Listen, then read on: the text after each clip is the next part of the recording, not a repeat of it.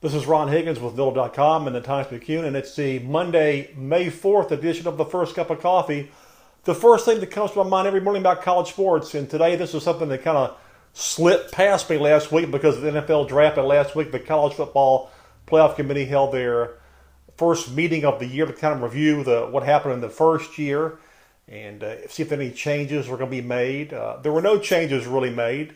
When you make $500 million worth of revenue, and it looked like the playoff worked in the end because the number 4 seeded team that slipped in there, Ohio State, won the national championship, so they can point to that as it worked in the end. This year there'll be one less week of rankings publicly because of the way the schedule breaks. Also, this year, interesting twist, but it was already on the schedule that the semifinal games in the Orange and Cotton Bowls will be on New Year's Eve and not New Year's Day. And it's in the contract this way for the next 8 of 11 years. I mean, this is something that ESPN tried to get changed.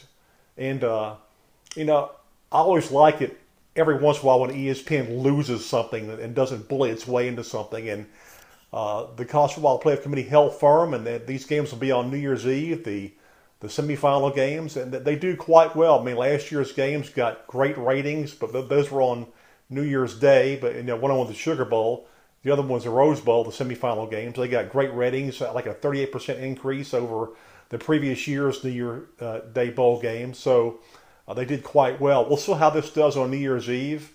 I have a feeling college football fans will watch these games no matter what day they're on because they just love college football. And hopefully the coaches will be used to the system this year. There were a few surprises last year. Somehow, I didn't think they understood the criteria. I know I didn't.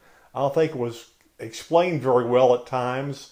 And I also think that the committee kind of made stuff up as it went along. But that's how it is in the first year. You kind of see how it goes and tweak things as you go along. But we'll see how the college football playoff works out in the second year. New Year's Eve for the semifinal games. This is Ron Higgins with NOLA.com and Times-Picayune. And that's the First Cup of Coffee for Monday, May 4th. We'll see you tomorrow.